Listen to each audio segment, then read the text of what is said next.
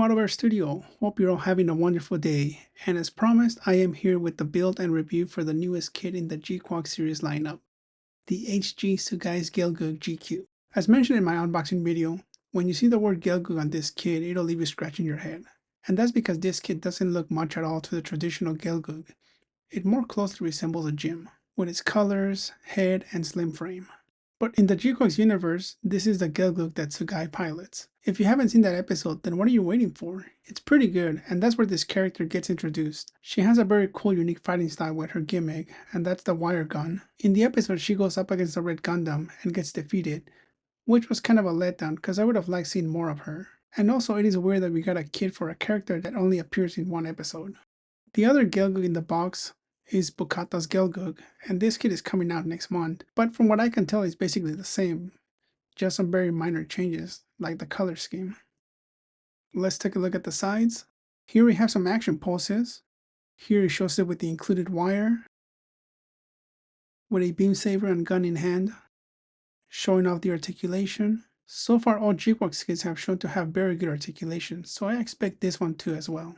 The gimmicks included are 2 beam sabers, a set of hands, and the gun rack that attaches to the back of the kit.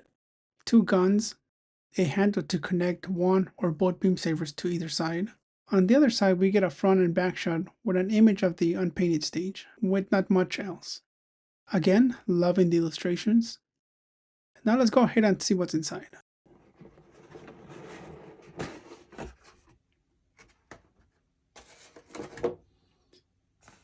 Basically, this is what you would get minus the bags, which I removed during the unboxing. You have your runners, sticker sheet, and manual.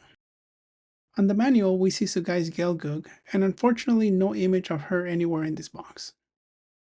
On the back, we see some more action poses, a close-up of the gun rack, and the double-sided beam saber, and of course the color guide. Inside we see an image of all the runners included. 1, 2, 3, 4, 5, 6, 7, and 8. And the marker sheet.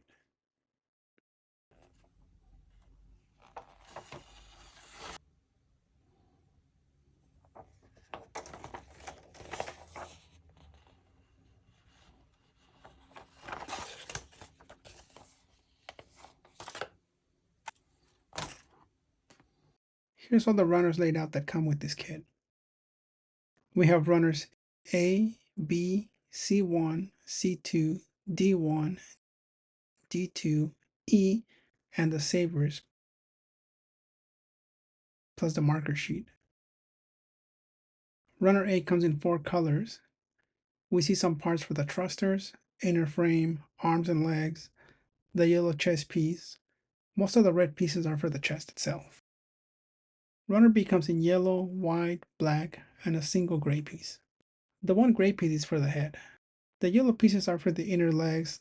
The black ones are mostly for the feet, besides one that's for the bottom of the chest, and the rest are a mix for other parts like the legs. Runner C1 is all in white and smaller. A lot of arm and leg pieces for this one. Here's the 2 halves of the head. Runner C2 again, all in white and even smaller than C1. Other remaining white pieces for the interior and exterior. Runner D1, we can see the weapons, hand pieces.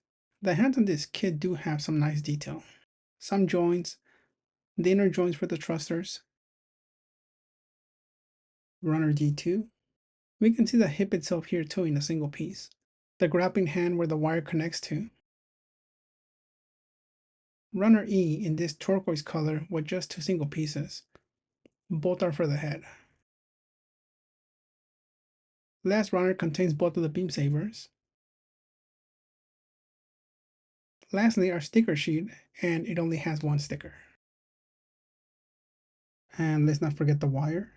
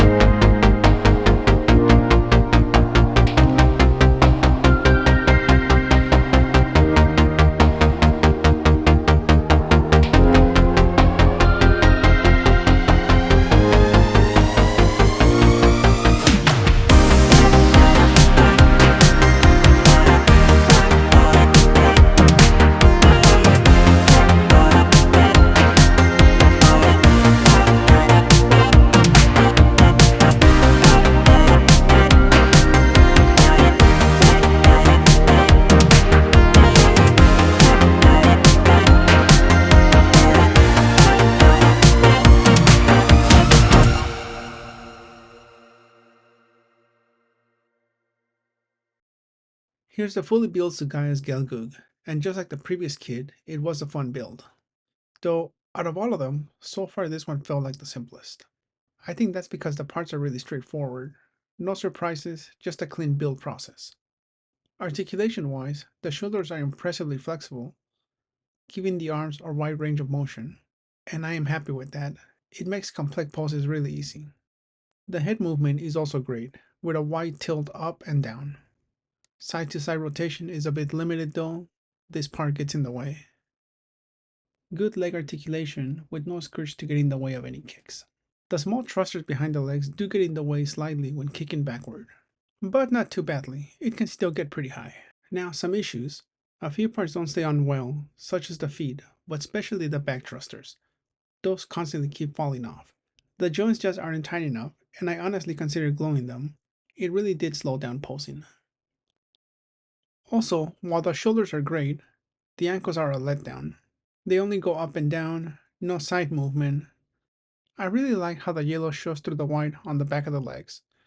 It's a subtle but nice effect. The bottom of the feet have great detail too.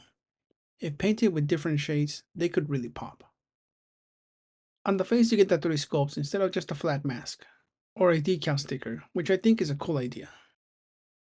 The legs are pretty minimal in design, definitely less detailed than other kits I've built so far. Weapon-wise, attaching them to the hands is straightforward and they fit nicely, except for the beam saver handle, which is a bit loose. Here's the hand for the grappling wire. Just pop one end of the wire and you're done. Easy and satisfying. And here's a neat gimmick. You can attach a beam saber to each end of the handle to make a double-sided saber.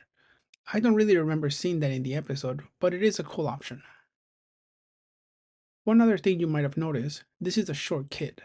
When compared to the other GQuuuuuuX kits, it is clearly shorter. It's also shorter than the Police Saku, and even the classic RX-78-2 is still taller. So far, this is the shortest kit in the lineup, and I'm curious to see how the red Gundam will compare. Overall, not a bad kit. I'll still recommend it to anyone on the fence about it.